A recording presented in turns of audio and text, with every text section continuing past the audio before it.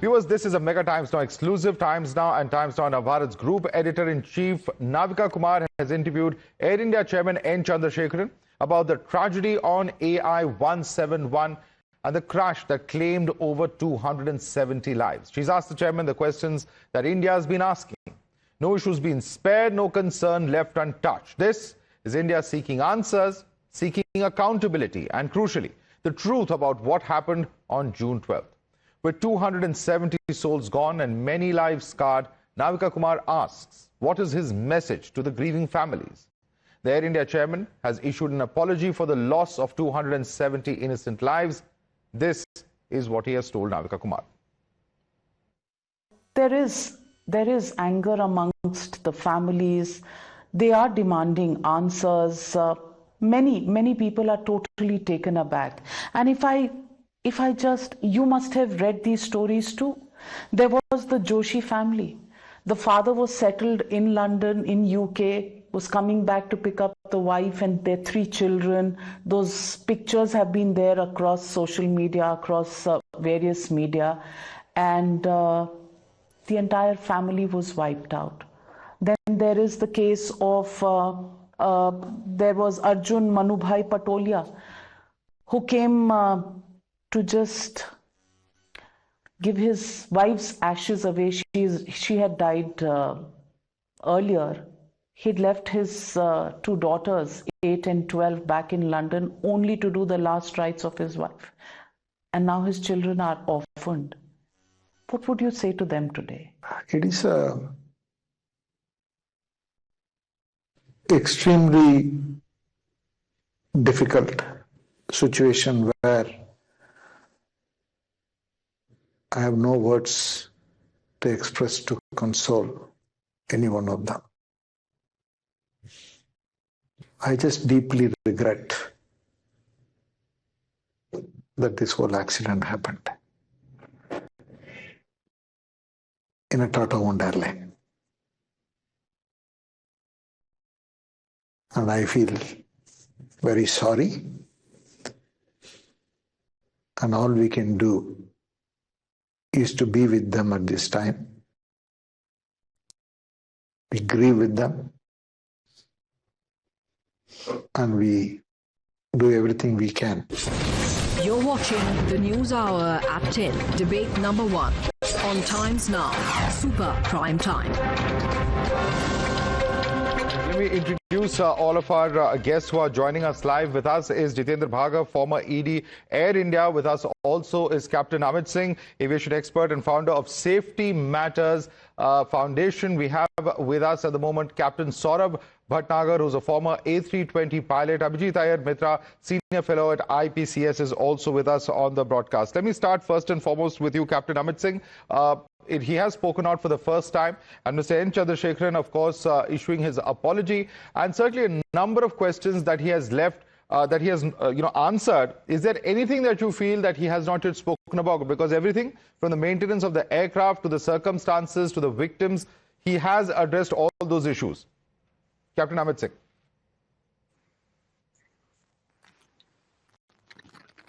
Yes, he has spoken about them or touched on them. But the main question, who is responsible for the accident, he skirted that issue, left it to the investigation. If he is so close to Singapore and the culture in Singapore, let me cite the example. In Singapore, they had an accident of SQ-006 in Taipei. Taiwan, the accident happened in a very inclement weather.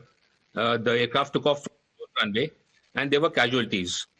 The crew was arrested as per the law there.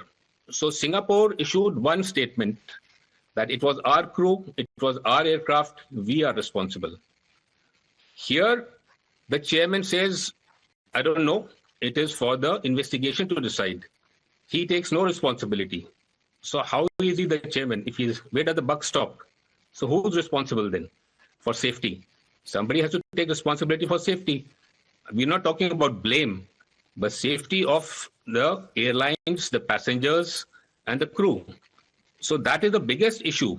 These faults and other things, passenger complaints, are smaller issues. But overall, the bigger picture is who is the person running the airline and who should be responsible.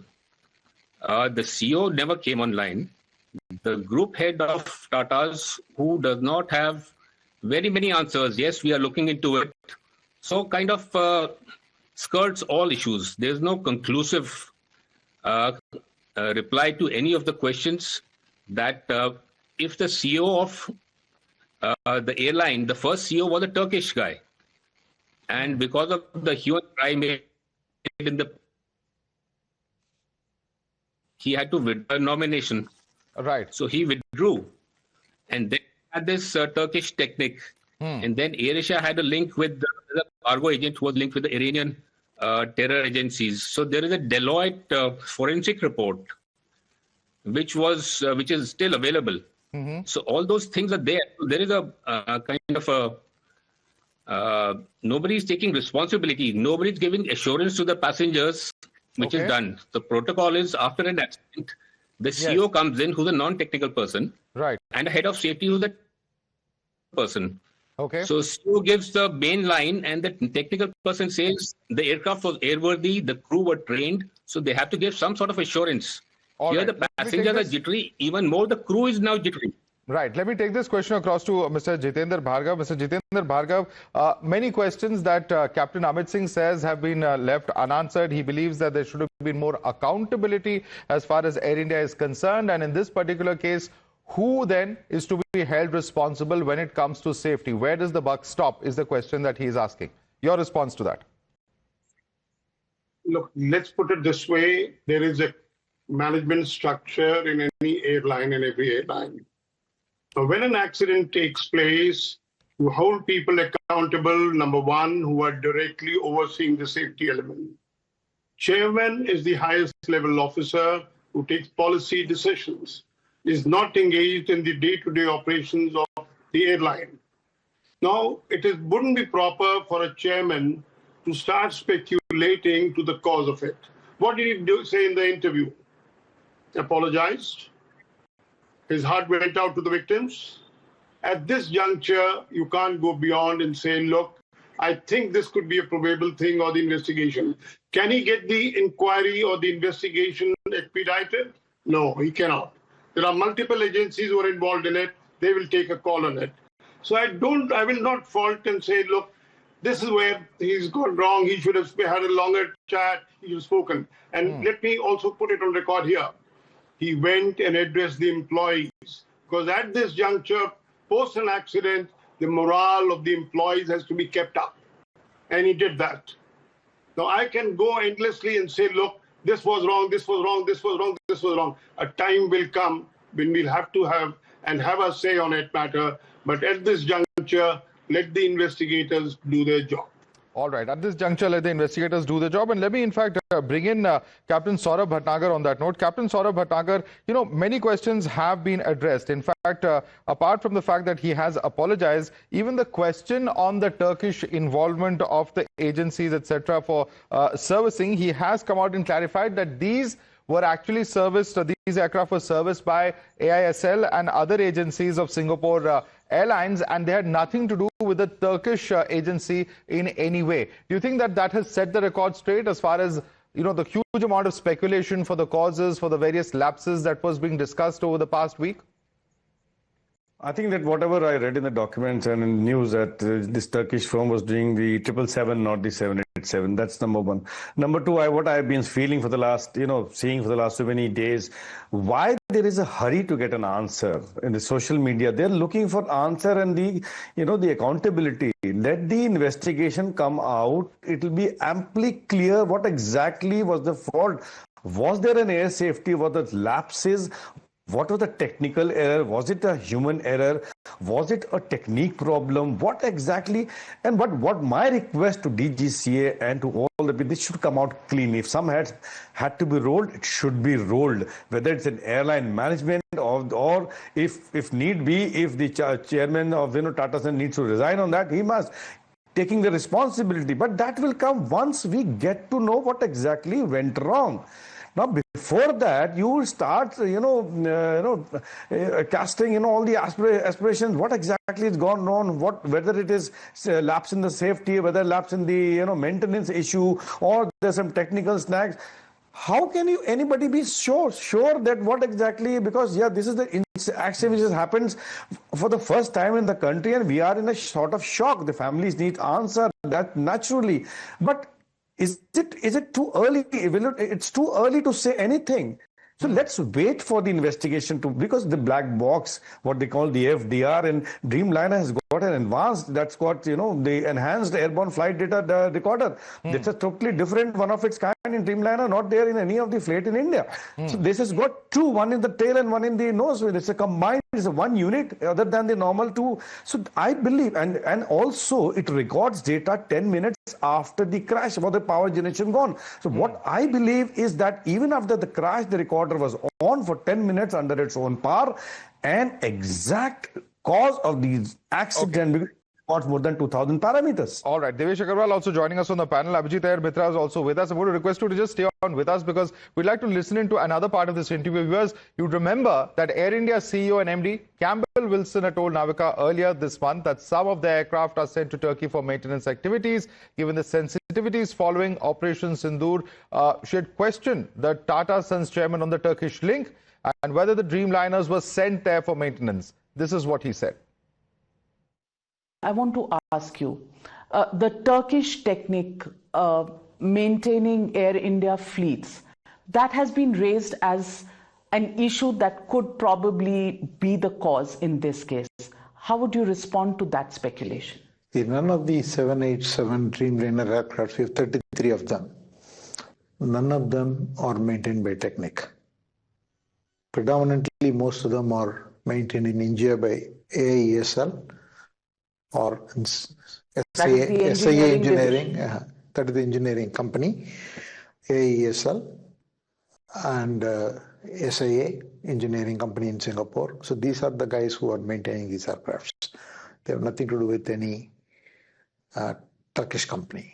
Let me bring in Abhijit Iyer Mitra on this. Abhijit Iyer Mitra, you've had a thing or two to say about Turkish involvement in Indian aviation, but here you have the Tata Sons chairman and the Air India chairman completely denying that there was any servicing issues of these aircraft with those Turkish companies. Do you think that he set the record straight, or there's still questions left to be answered? No, Madhav, there were no records even when this happened. The Turkish contract is very strictly for the Boeing 777s, not the 787. The 787 in this particular case is, like he said, AESL and Singapore Airlines in Singapore. The advanced maintenance is done in Singapore. The basic maintenance is done here. And that was clear from day one. I mean, we've known these contracts right from day one. I think the former aviation minister who negotiated the 787 purchase from America when it was still a government airline, Praful Patel, has come on the record pointing a finger at Singapore Airlines maintenance. It's part of the Singapore Airlines group. So, no, there was no doubt about it. I think he's made that very clear. But what really went wrong, viewers, on board the plane? Was it a dual engine failure? Was there a lapse in maintenance? And did that particular aircraft have any history? Listen in to Chairperson of Tata Sons and Air India on this. I want to ask you, where have you reached with that probe? Because there would be one Tata investigation apart from the other investigations. So what have you found so far? We can get into a lot of speculations.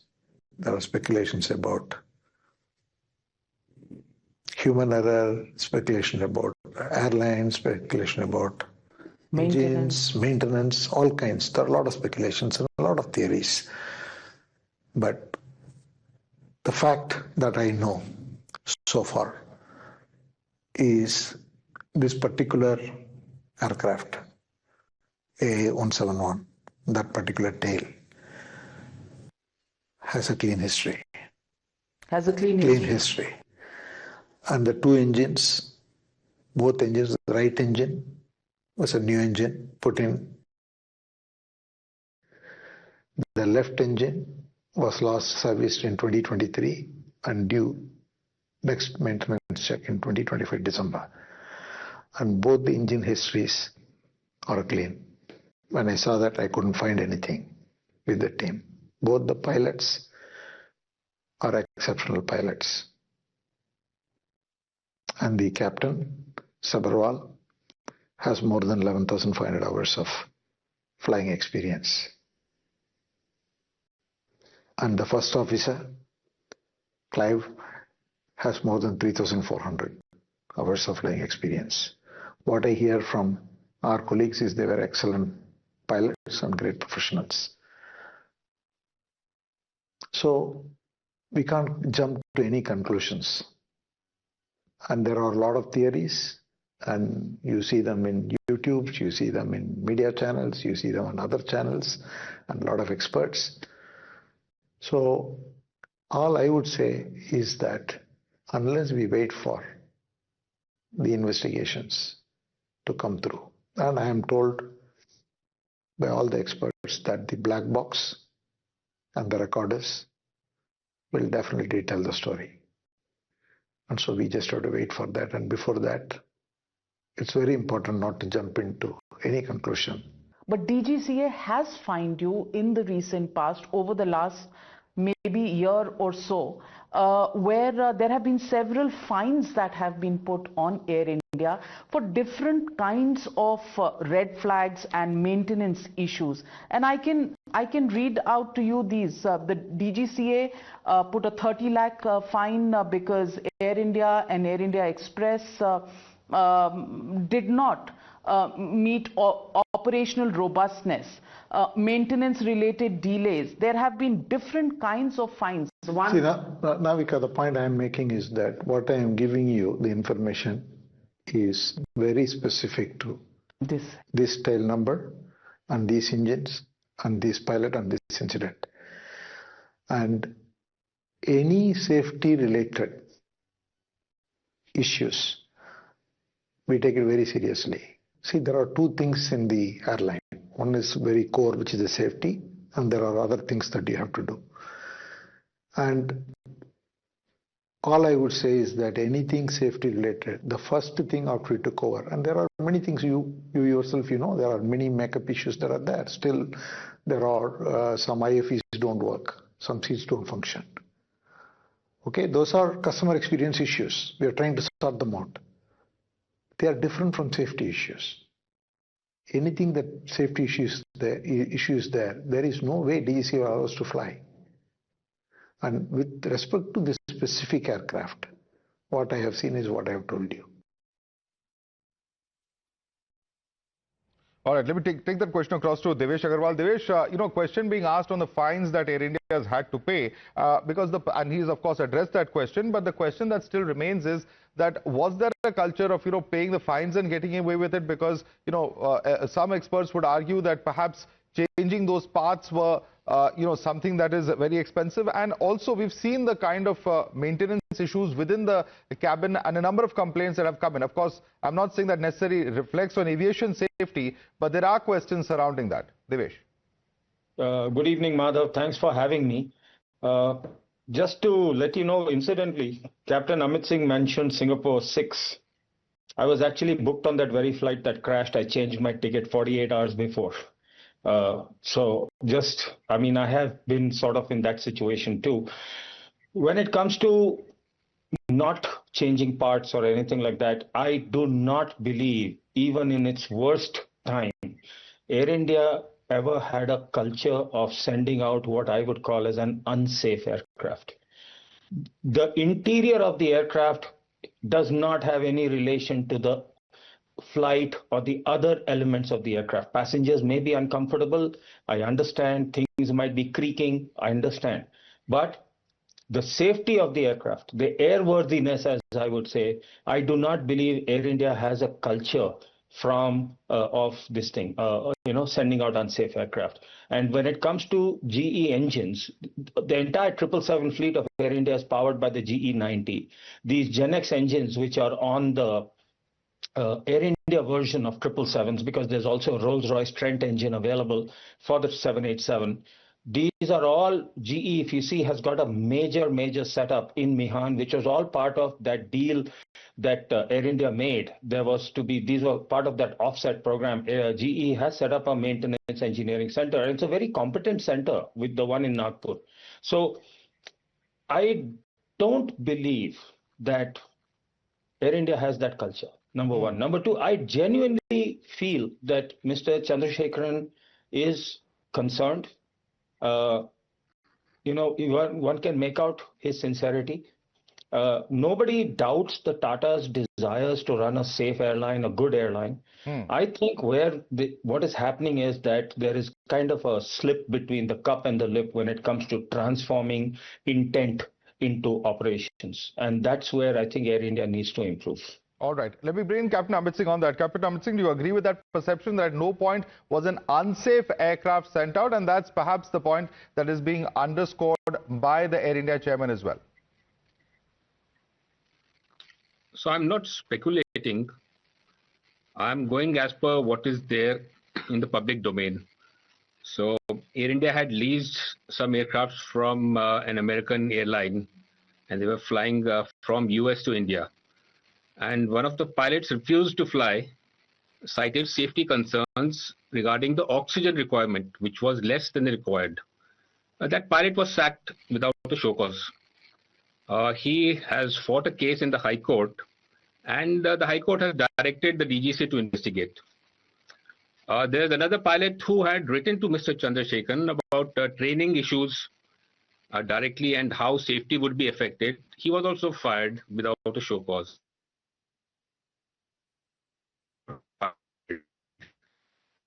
That line there with Captain Amit Singh. I saw your hand going up. You want to quickly respond to that? I spoke to some 787 pilots. The Air India legacy aircraft, which are registered, Victor Tango Alpha Lima AL series, which are the ones which are not in good condition, they have extended oxygen generators because they fly over the Hindu Kush and they cannot descend below 15,000 feet for at least 30 minutes. The regular chemical generators, which are on the Delta aircraft, the 777, which incidentally my wife flew just on the 27th of May, literally just 2 weeks ago, from San Francisco to Bangalore, they all fly via China. I fly that route very regularly over Kunming and all that. There are no high altitudes out there. The Delta aircraft are used almost exclusively on the San Francisco to Bombay route and San Francisco to Bangalore route. Okay, they are used on the Delhi route. Right. All right. There's another statement that's come in fact, by former Civil Aviation Minister Praful Patel, which has added a new twist to the saga. Praful Patel has raised questions on Singapore Airlines holding 25.1% stake in Air India, and the Air India MD and CEO Campbell Wilson being a nominee of Singapore Airlines, who earlier headed its low-cost arm, that is Scoot. Let's listen in to those questions that have been raised by the former Civil Aviation Minister. Let me look at some of the political statements that have come up. The first one that I would want to refer to is Mr. Praful Patel, former Civil Aviation Minister, who has brought in the angle of Singapore Airlines, which has a 25.1% stake in Air India. It's a shareholder, and Praful Patel has stated that it maintains a large number of Air India's wide-body aircraft.